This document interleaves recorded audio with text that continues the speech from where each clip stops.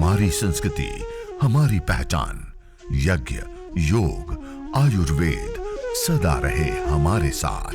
भारत के प्राचीन ग्रंथों एवं आधुनिक विज्ञान का दिव्य संगम, यज्ञ महिमा।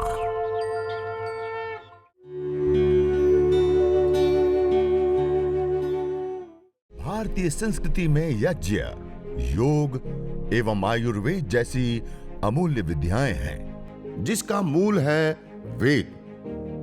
इतिहास की ओर दृष्टि डालें तो भगवान राम, भगवान कृष्ण से लेकर राजा महाराजाओं, ग्रामवासियों व अरण्यवासी ऋषियों की कुटियों तक नित्य व नैमित्तिक यज्ञों का प्रचलन देखने को मिलता है। मेरा एक एक्सीडेंट हुआ था अप्रैल के अंदर। अभी स्वामी महाराज ने आपको जो बातें बताई है, एक एक बात ठीक बताइए। ऐसा एक्सीडेंट हुआ, दिमाग में 60 साल पुरानी चोट उभर के आ गई थी, क्लॉट बन गया, पैर कट गए शरीर से, आप सोच नहीं सकते हो। लेकिन मैंने यज्ञ को नहीं डाला, ये छोड़ा।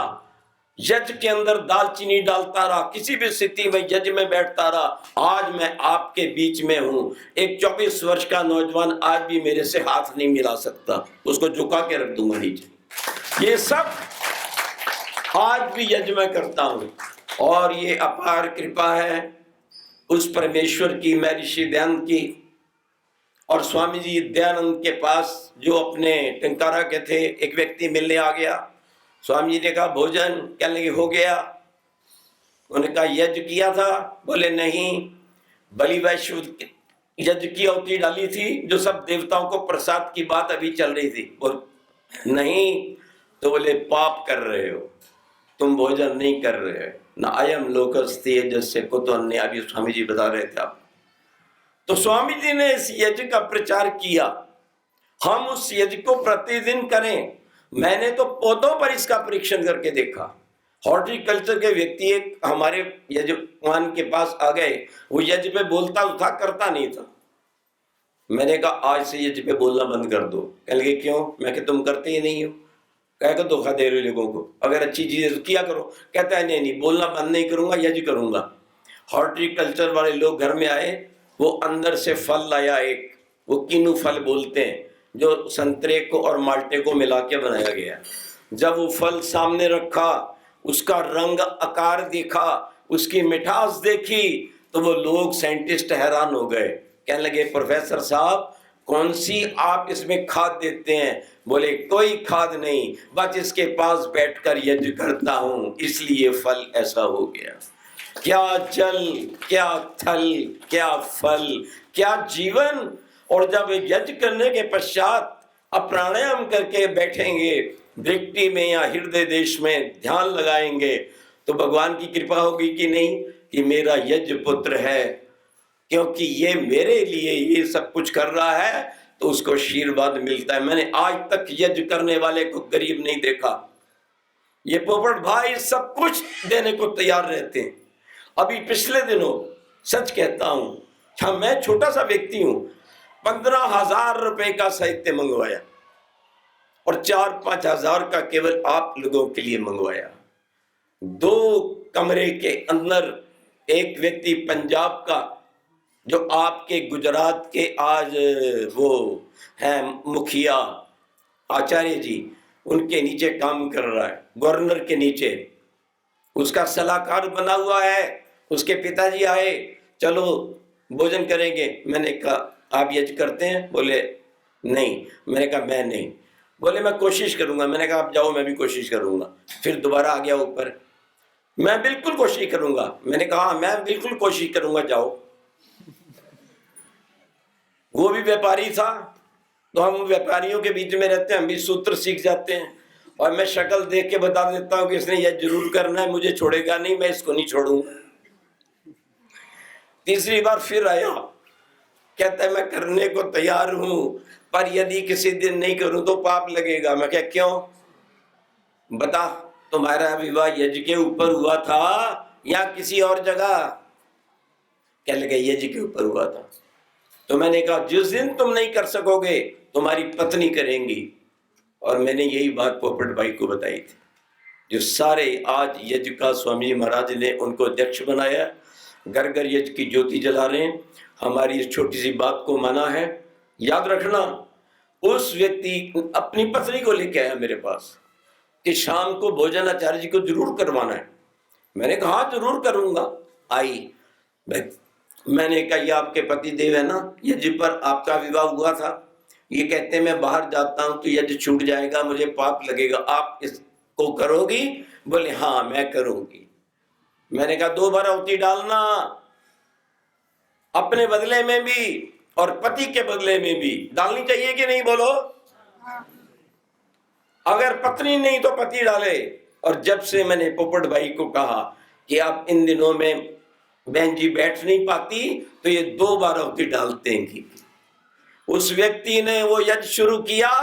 छोटी सी दुकान थी जिसकी, आज करोड़ों है। मैं उसके घर में जाता हूँ, स्वामी रामदेव जी जाते हैं, कोई कार्यक्रम नहीं भी होता तब भी 5, 10, 11 हजार रुपया दक्षिणा देता है वो व्यक्ति। जब भी मैं फोन करता हूँ मेरी बात सुनता है वो व्यक्ति। आज हमारे जो गवर्नर हैं उनके साथ वो जुड़े हुए हैं, उन्होंने बहुत दान दिया है। छोटी सी दुकान, लेकिन ऐसी कोठी पंजाब के अंदर लुधियाना में है। मुझे कहने लगे भोजन करने चलो। मैंने घर देखा, मैं कहा इसका नहीं है। मैंने कहा ये घर आपका नहीं है। कहता है महाराज किराए पर हूं। मैं कहा अपनी कोठी क्यों नहीं बनाते? कहने लगे आपने कहा था कोठी वो बनानी जिसके सबसे पहले यशशाला हो, इसलिए मैं प्रतीक्षा कर रहा हूं कि मुझे वो स्थान मिल जाए। उन्होंने कुछ ही दिनों में ऐसा स्थान ढूंढ लिया जिस कोठी के आगे यज्ञशाला बनाने की जगह थी। हम अपने देव यज्ञ को पीछे क्यों डालें, आगे क्यों ना रखें? अगर आगे रखेंगे तो भगवान आगे ले जाएगा। उन्होंने वहां यज्ञशाला बनाई, बहुत बड़ा प्रोग्राम हुआ। हीरो साइकिल के ये मुंजाल साहब, सत्यानंद जी आदि को बुलाया, मैदान भर गया, भोजन हुआ। मैं यज्ञशाला पे चढ़ा और कह लगे ध्वजा आपसे फहरानी है। आज ईश्वर की कृपा है, उसके घर में दोनों समय यज्ञ होता है। आपको यज्ञ क्या नहीं देगा, हर वस्तु देगा जो दुनिया का कोई व्यक्ति नहीं दे सकता। प्रभु आप पर कृपा करे। जो स्वामी जी महाराज ने आपको बात कही है, थोड़ा सा टाइम 15 मिनट, आधा घंटा, अगर इतना भी ईश्वर को नहीं दे सकते तो फिर कैसे हम ईश्वर के भक्त हुए हैं? आज दुनिया की गर्दनें काटने वाले आतंकवादी लोग 5 बार, हम 1 बार नहीं। हमसे उन्होंने सीखा, पंचयज्ञों को कन्वर्ट करके उसमें पंच बना दिया। ईश्वर उनको भी सद्बुद्धि दे। मैं तो अपने यज्ञ में मुसलमान हो, सिख हो, सिखों का भी मजहब में लिखा हुआ है, चित्त की होम जग सत पूजा कार्य सोए। गुरु नानक जी लिखते ओंकार सतनाम, सुनिए योग योग तन पेद, सुनिए शास्त्र सिमरत वेद। जो वेद पढ़ता है, यज्ञ करता है, याद रखो, और जो ओंकार का जप करता है, एक ओंकार सतनाम, पूरे ग्रंथ साहब में मैंने कहा वाहिगुरु ने लिखा 33 जगह ओम का नाम लिखा है। आप ओम का ध्यान कीजिए, उसकी कृपा से यज्ञ कीजिए, आपके सारे रोग, सारे कष्ट ठीक नहीं होंगे। आपके अड़ोस पड़ोस के लोग और विश्व भर में विशुद्धिकरण होगा। स्वामी जी की बात को स्वीकार करेंगे और ये जो वही ये जो हमारी विश्व की नाभि है, मैं इसको सींचूंगा तो सारा विश्व का कल्याण होगा। भगवान कहेगा ये नाभि को सींच रहा है। वैसे मैं कहता हूं कि नाभि में रोज तेल या घी लगाया करो, कोई रोग नहीं रहता। परमपिता परमात्मा की पार कृपा हो, ये यज्ञ का धर्म हमारे यहाँ पर फैले। वो गोवा जो किसी और नाम से प्रसिद्ध है, वो यज्ञशाला के नाम से, गौशाला के नाम से प्रसिद्ध हो जाए, यही हमारी भावना है। मैं उस गोवा में जा रहा हूं जहाँ घर घर में यज्ञ होता है, गाय की सेवा होती है, और घर में अगर गाय नहीं बांध सकते तो एक गाय का खर्चा आपने गौशाला को देना है, हमारे अधिकारियों को। जब ये काम करेंगे भगवान की कृपा से या तो मुक्ति हो जाएगी और या फिर ऐसा घर मिलेगा जहाँ धन धान्य की कोई कमी नहीं रहेगी। प्रभु आप सब पर कृपा करें, ये आशीर्वाद दें कि आप यज्ञ के लिए प्रतिदिन संकल्प करें। ओम शांति शांति शांति। स्वामी जी महाराज का बहुत धन्यवाद, उन्होंने बहुत ज्ञान और विज्ञान आपके समक्ष रखा। पूज्य आचार्य श्री ने हम सब लोगों को आशीर्वाद दिया और यज्ञ की महिमा अपने जीवन में जो उन्होंने महसूस किया, स्वयं के जीवन से उदाहरण देना एक बहुत बड़ी बात होती है। तो ऐसे उदाहरणों के साथ हमें समझाया, बताया और हमें संकल्प करने के लिए प्रेरित किया। उनको हम चरणों में कोटि कोटि प्रणाम करते हैं। अब आइए, अब इतने सारे लाभ तो मिलते हैं, लेकिन कब मिलते हैं? सब करेंगे। तो अब करें। देखिए, अब जो हवन कुंड के ऊपर वेदी पर बैठे हैं, अपना ध्यान पूरा इधर रखेंगे और जो जो आपको कह रहे हैं उतना उतना उस प्रकार से हम करेंगे, तो हम विधिवत अच्छी प्रकार से यज्ञ को संपन्न कर लेंगे। सबसे पहले आपने सामने हवन कुंड रख लीजिए, नीचे स्टैंड और उसके ऊपर हवन कुंड रख लिया।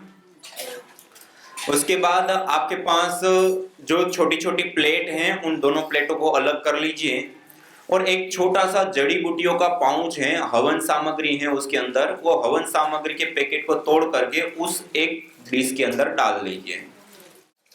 हवन कुंड अपने पास से थोड़ा दूरी पर रखे। अभी आपके पास अग्नि नहीं है इसलिए आप नजदीक रख रहे हैं, जब अग्नि प्रदीप्त हो गए तो हम नजदीक नहीं बैठ पाएंगे, तो उतनी दूरी पर ही हवन कुंड को रखे, एक निश्चित निर्धारित दूरी पर। जड़ी बूटियां निकालने के बाद आपके पास एक घी की डिब्बी है, उस डिब्बी को भी खोल दीजिए और खोल करके अपने सामने रखेंगे। हवन कुंड आपके सामने है, हवन कुंड और आपके बीच में वो प्लेट भी हवन सामग्री की रहेगी, गाय के घी का डिब्बा भी बीच में रहेगा। उतना हवन कुंड को दूर रखेंगे सामने की साइड में। अब आपके पास में एक समिधा, जो हवन के लिए प्रयोग हो रही लकड़ी होती है उसको कहते हैं समिधा। क्या कहते हैं?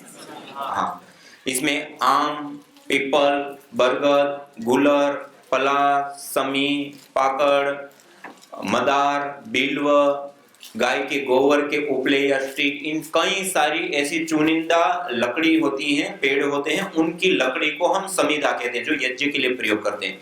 उस पैकेट को तोड़ लीजिए। अभी समिधाओं को नहीं तोड़ना है, खाली पैकेट को तोड़ करके समिधाओं को बाहर निकाल करके उसके ऊपर रख लीजिए। कागज को नीचे रख दीजिए, उसके ऊपर समिधाएं रख दीजिए। तोड़ेंगे नहीं, उसके टुकड़े अभी नहीं करेंगे, आपको बताएंगे। इससे अतिरिक्त एक आपके पास छोटा सा आचमन पात्र का, तांबे का आचमन पात्र है और एक तांबे की छोटी चम्मच है। उस पात्र को अंदर वो छोटी चम्मच रख लीजिए और उसके अंदर जो आपके पास पानी की बोतल रखी है उसमें से पानी उसमें भर लीजिए।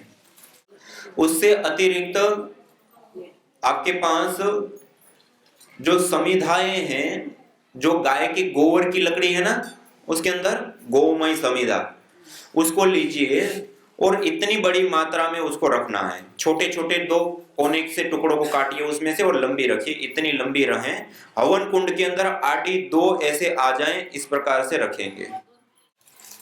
केवल आपके पास 2 गाय के गोबर की समिधा होगी ना, उसको यहां से ऐसे काटना है, इतना बड़ा टुकड़ा रखना है और दोनों लकड़ियों को हवन कुंड के अंदर ऐसे लगाना है। देखिए,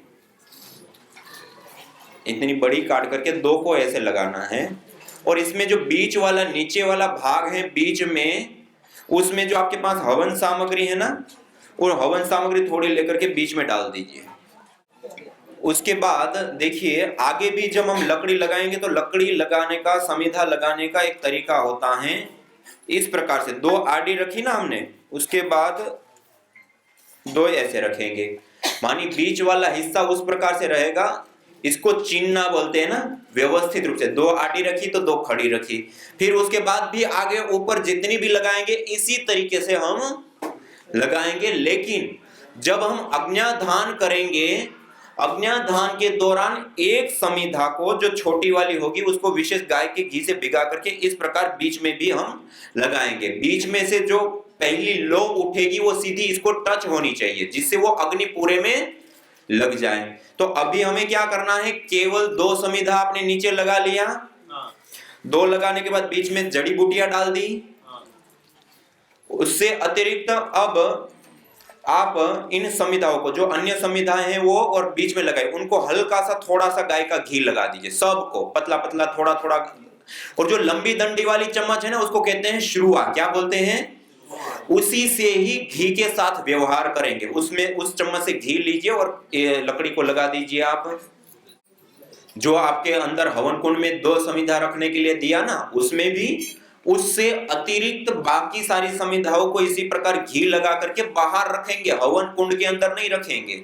हवन कुंड के अंदर केवल मात्र 2 ही समिधाएं जो हमने गाय के गोबर की रखी हैं वही रहेगी। बाकी सब समिधाओं को गाय के घी से युक्त करके बाहर रखेंगे।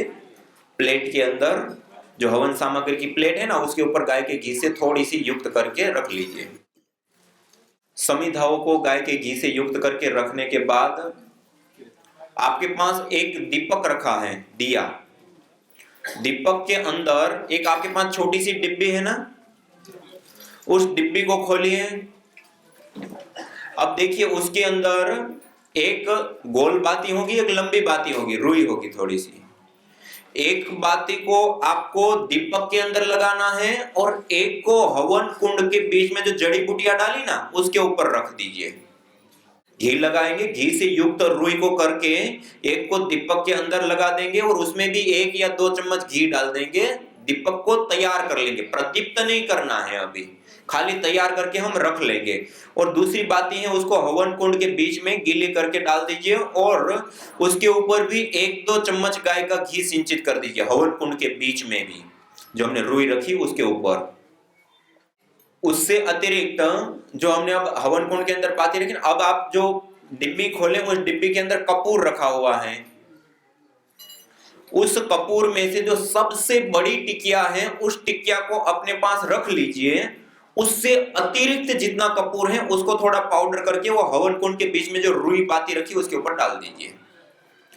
एक बड़ी टिकिया को रख लेंगे, उससे अतिरिक्त कपूर है उसको हवन कुंड के बीच में लगाएंगे। उसमें साथ में एक गुगुल की डली है, छोटी सी थोड़ा सा गुगुल है, उसको उसी में पड़ा रहने देंगे। अभी उसको प्रयोग नहीं करेंगे, जब हवन हो जाएगा उसके बाद उसका हम प्रयोग करेंगे।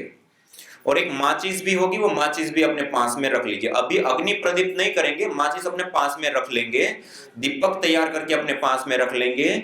हवन कुंड के बीच में थोड़ी सी सामग्री डाल दी, उसके ऊपर एक रुई डाल दी, 2-4 चम्मच गाय का घी डाल दिया उसके ऊपर। उसके ऊपर एक्स्ट्रा जो कपूर है, एक टिकिया को रखने के बाद उस कपूर को डाल दिया।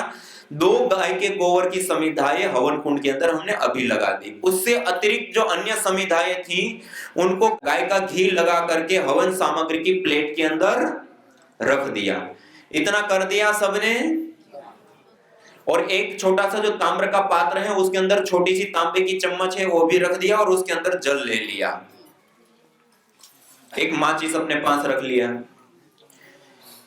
ये यज्ञ की हमारी पूर्व की तैयारी हो गई।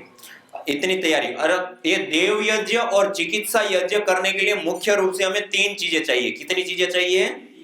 एक तो समिधा लकड़ी, दूसरा सामग्री जड़ी बूटियां, और तीसरा गाय का शुद्ध घी। ये 3 चीजें हैं तो हम देव यज्ञ और चिकित्सा यज्ञ कर सकते हैं। अब आइए, सब लोगों ने तैयारी कर ली, अब सामने रख दिया। अब ब्रह्मांजलि में दोनों हाथ रख करके सीधे बैठ करके हम मंगलाचरण पूर्वक यज्ञ का प्रारंभ करेंगे। तो सभी लोग सीधे बैठ जाइए, ब्रह्मांजलि में दोनों हाथों को रख करके सीधा बैठ करके 3 बार पावन ओंकार का उद्घोष करेंगे, मंगलाचरण करेंगे।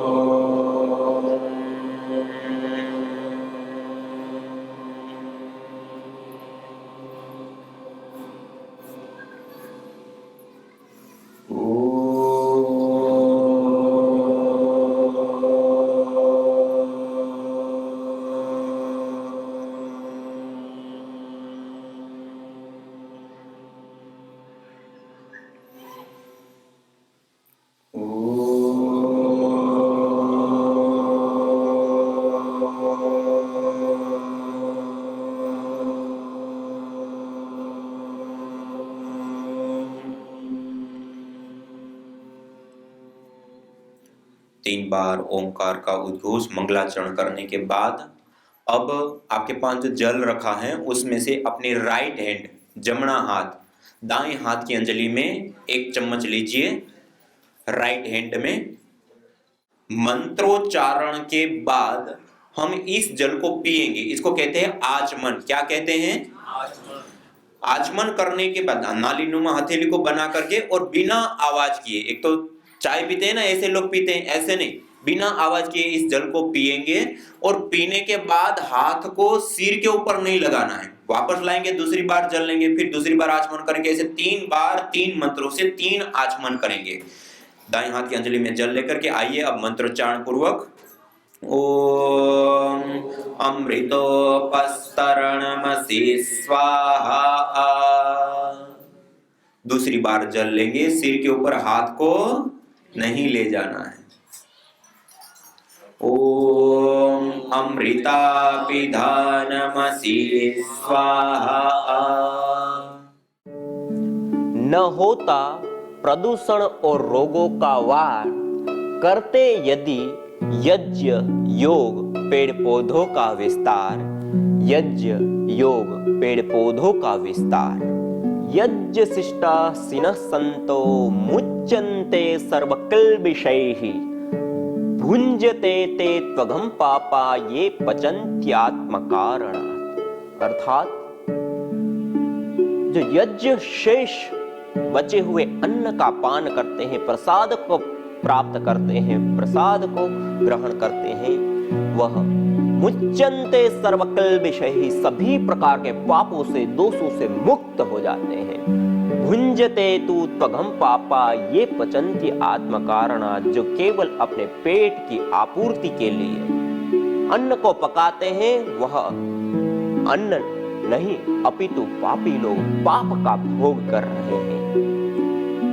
मेरी लड़की दिव्या, उसको जो 7 महीना कोमा में थी, उसका ब्रेन का ऑपरेशन हुआ था। वो इंजीनियरिंग के 3rd ईयर में थी। अचानक उसको चक्कर चालू हो गया, सिर दुखने लगा, तो हम लोग नॉर्मल डॉक्टर के पास लेके गए। उन्होंने उसका ट्रीटमेंट किया तो भी उसको कुछ ठीक नहीं लगा था। ऐसा करके हम 5 दिन नॉर्मल डॉक्टर के पास दिखाया। उसके बाद डॉक्टर का सलाह लेके हम लोग उसको बड़े डॉक्टर के पास लेके गए, कोहिनूर जैसे बड़े दवाखाने में। उन्होंने बताया कि उसका पूरा बॉडी चेकअप करना पड़ेगा। उसका बॉडी चेकअप पूरा 3 दिन चल रहा था। उसमें से हमें मालूम पड़ा कि उसको ब्रेन ट्यूमर हुआ है। डॉक्टर ने हमें जवाब दिया बस ऑपरेशन ही इसका इलाज है। फैमिली से मिलके बातचीत करके ऑपरेशन का निर्णय ले लिया। ऑपरेशन के बाद डॉक्टर लोगों ने हमें बताया कि ये बहुत क्रिटिकल ऑपरेशन है। 4 महीने अपने लड़की को रखा। डॉक्टर रोज यही जवाब देते थे, लाखों में ऐसा एक ही पेशेंट रहता है जिसके ऊपर ऐसा काल आता है। बस यही जवाब देके डॉक्टर हट जाते थे। ऐसे ही नली के साथ हम लोग उसको घर पे लेके आए। घर पे लाने के बाद दूसरे ही दिन हम लोग नर्सी सर से मिले। वो बोले ये तो बहुत मुश्किल है, बहुत क्रिटिकल है, लेकिन अपन विश्वास रखेंगे, हवन में इतना ताकत है, क्या ये परिस्थिति से भी ये लड़की बाहर आ सकती है। मैंने सर का यही बात मन में रख लिया। सर उस टाइम सर से मैं एक बात की थी, क्या सर हम लोग विज्ञान जो साइंस है इतना आगे गया है तो भी मेरे लड़की के कुछ काम नहीं आया, वो हम करके हार गए हैं। अभी बस भगवान और ये हवन के ऊपर विश्वास रखेंगे। हम लोग डॉक्टर को एक बार भी घर पे लाने के बाद इसको दिखाने के लिए नहीं लेके आए। हवन ही हमारा डॉक्टर बना था। हवन से हम लोग को इतना एनर्जी मिला। हवन करते करते जब 2 महीना हो गया, उसके बाद ऐसा चमत्कार हम लोग ने हवन का देखा। तब उसकी जान उंगलियों से चालू हो गई। उंगली का पहला उसका अंगूठा हिलने लगा। अंगूठे के बाद 4 दिन 5 दिन के बाद उसकी पूरा पैर के नसें हिलने लगी। ऐसा हम लोग साक्षात उसको वो चमत्कार को देख रहे थे। ऐसा करते करते उससे अंगूठे से लेके 2 महीने के अंदर पूरे उसके बॉडी में जान आ गई। उसका पूरा शरीर उठने लगा। तो हम लोग ने ऐसा अपने जैसा शरीर तो भगवान का देखा नहीं, लेकिन इसके रूप में हम लोग ने, हवन के रूप में हम लोग ने भगवान को देख लिया। पहले बार उसका गले का ऑक्सीजन का मशीन निकालने हम लोग जब दवाखाने में 2 महीने बाद गए, 2 महीने बाद उधर जाने के बाद में डॉक्टर अपना उंगली मुंह में डाल के देख रहे थे। जब हम लोग 5 महीना कुछ नहीं कर सके, 2 महीने में अपने घर में ऐसा क्या कर लिया जो लड़की को खड़ा किया। जो दूसरे भी 2 पेशेंट है उनको भी ये रास्ता बता दो। ऐसा करते करते 2 महीने के बाद उसका गले का मशीन हट गया।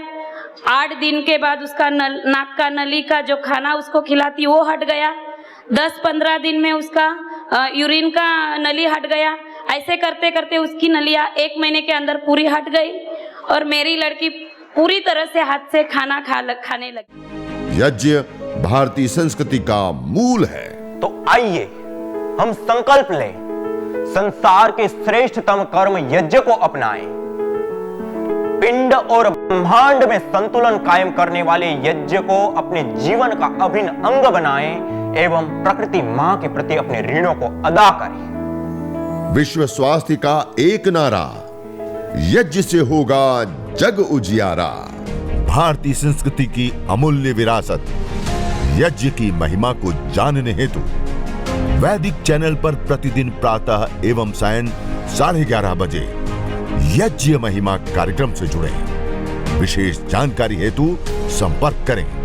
मोबाइल 9068565306।